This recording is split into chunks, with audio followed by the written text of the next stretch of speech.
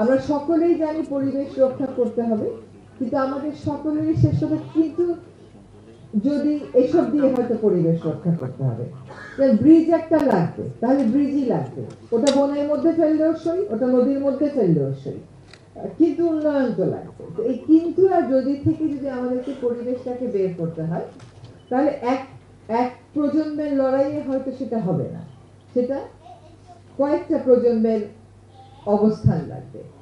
বাচ্চারা যারা ছবি আঁকে তাদের মধ্যে নিশ্চয়ই একটা উপলব্ধির জায়গা আছে। আপনারা অভিভাবকেরা যারা ওদেরকে নিয়ে আসেন আগ্রহটা দিয়ে, আমি বিশ্বাস করব যে আপনারা প্রত্যেকেই পরিবেশ বিষয়ে আপনারা সচেতন এবং নিজের সন্তানদেরকেও সচেতন করার জন্য নিয়ে এসেছেন। এটা কেবল একটা প্রতিযোগিতা না তো, অ্যাজ আই সেড, এটা একটা মূল্যবোধের জায়গা তৈরি করা। নো ইওর নেচার মতন একটা ওদেরকে একটা সুযোগ করে দিতে পারি যেখানে তারা গিয়ে প্রকৃতিকে দেখবে এবং ভালোবাসবে। এটা কিন্তু খুব বেশি বড় পাশ্চাত্য দেশে যাওয়ার দরকার নেই, আমাদের আশেপাশের দেশগুলোতেও এরকম করে। তা আমাদের বন বিভাগ কেন পারে না তার যে রিসোর্ট গুলো আছে যেখানে ভিআইপিরা গিয়ে থাকে সেগুলোকে নেচার লার্নিং সেন্টারে কনভার্ট করতে, যেখানে একটা স্কুলের বাচ্চারা যাবে, তারা একটা রাত কাটাবে, ভোরে উঠে পাখি দেখবে, এটা যে কতটা গুরুত্বপূর্ণ এটা যখন সে উপলব্ধি করবে তখন একটা গাছ কাটা গেলে কি হয় এরকম তর্ক আর হবে না, এরকম তর্কগুলো আমাদের কমে আসবে জাতীয় জীবনে।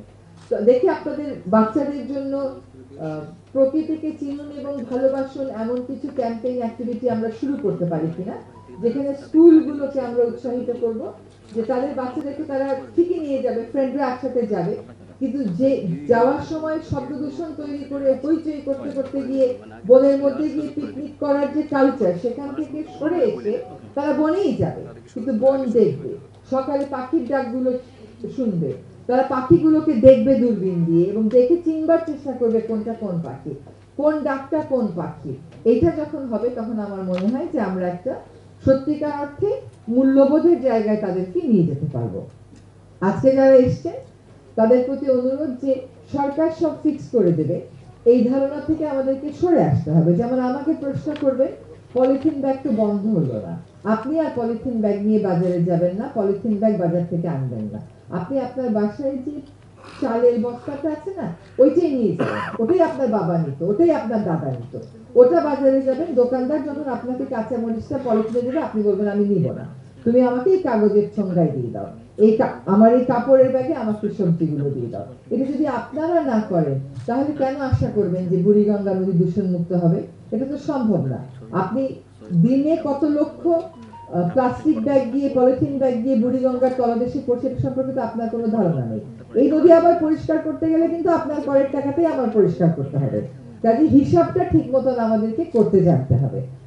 রাস্তায় বের হলে যারা রিক্সা করে বাচ্চা নিয়ে যান নিশ্চয়ই বুঝতে পারেন যে গাড়ির হর্নের শব্দে কি অবস্থা হয় আপনার বাচ্চার, তাহলে আপনার গাড়ির ড্রাইভারটাকে বলেন হর্নটা না বাজাতে। যত কোটি গাড়ি আছে বাংলাদেশে, ট্রাফিক পুলিশ কি দাঁড়িয়ে দাঁড়িয়ে সব গাড়িকে ফাইন করতে পারবে হর্ন বাজানোর জন্য? প্রক্রিয়াটা আমরা শুরু করতে পারি, কিন্তু প্রত্যেকটা মানুষকেই সচেতন হয়ে হবে। আপনার বাচ্চাকে শেখান যে কল খুলে দাঁত ব্রাশ করা যাবে না, আপনার বাচ্চাকে শেখান যে এক ঘর থেকে আরেক ঘরে যাওয়ার সময় লাইট আর ফ্যানটা বন্ধ করে যেতে হবে, আস্তে কথা বলা, জোরে চিৎকার না করা, এগুলো শিক্ষাগত তো জরুরি। প্রথম থেকে এই জিনিসটা তো আমাদের ইন্টারনালাইজ করতে হবে। আমাদের যে কোনো একটা সামাজিক অনুষ্ঠানে বিশাল আওয়াজ করে ধমধম আওয়াজ করে রাত 12টা-1টা পর্যন্ত যদি গান বাজানো না হয় তাহলে নাকি আনন্দই হয় না। আপনি দেখবেন অনেকই শিক্ষিত মানুষের যখন আপনি বিয়ের অনুষ্ঠানে যাবেন এত জোরে আওয়াজ হয় যে পাশের বসা লোকটার সাথে আপনি কথা বলতে পারেন না। তো আগে যেটা ছিল সামাজিকতার আনন্দ, এখন কিন্তু সেটা সামাজিকতার আনন্দ নেই, ওটা এখন শো অফের আনন্দ হয়ে গেছে। এগুলো থেকে তো আমাদেরকে ধীরে ধীরে সরে আসতে হবে এবং এই প্রচেষ্টাগুলো আমাদের নিজেদের যার যার বাসা থেকে করতে হবে। এখানে দেখা গেল দূষণ নিয়ন্ত্রণে কেউ কেউ ধারণা দিয়েছে, আমি ব্যক্তিগতভাবে আপনাদের এই ধারণাগুলো পড়তে চাই। আমি ডিপার্টমেন্ট অফ এনভায়রনমেন্টকে অনুরোধ করছি আমাকে একটু দিবেন যে সত্যি এই ধারণাগুলো আমরা কোনো কাজে লাগাতে পারি কিনা এটা দেখতে। আর এই যে বাচ্চারা রচনা এই চিত্রাঙ্কন প্রতিযোগিতায় অংশগ্রহণ করলো, খুব ভালো হতো ওদের এই প্রতি বছর যে ওরা চিত্রাঙ্গনে প্রথম দ্বিতীয় তৃতীয় হয়, সেগুলো ছবি দিয়ে আমাদের বিভিন্ন লবিতে আমরা একটু বাধাই করে রাখলে দিতে পারি। একটা বই আসলে সবসময় খুলে দেখা হয় না।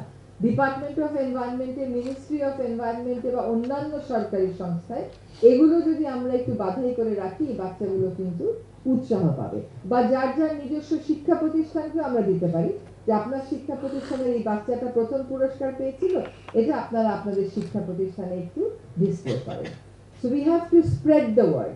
পরিবেশ সংরক্ষণের কথাটাকে আমাদেরকে ছড়িয়ে দিতে হবে এবং নিজেরা সমাজ ব্যক্তি হিসাবে, পরিবার হিসাবে, সমাজ হিসাবে যখন এটাকে ধারণ করব, তখনই কিন্তু রাষ্ট্র বাধ্য হবে পরিবেশ রক্ষাটা যদি আর কিন্তু ব্র্যাকেট থেকে সরিয়ে এনে মেইন স্ট্রিমে দিতে। আজকে সকালবেলা এখানে অংশগ্রহণ করার জন্য, আসার জন্য আপনাদের সকলকে ধন্যবাদ। আশা করি আপনাদের বাচ্চারা যে ছবিগুলো এঁকে আমাদেরকে উৎসাহিত করেছে, সেই ছবিগুলোর ভিতরের যে আকাঙ্ক্ষাটা, সেটা আপনারা ধারণ করে পরিবার থেকে নিয়ে শুরু করে সমাজের সকল স্তরে পরিবেশ সংরক্ষণে এগিয়ে আসেন।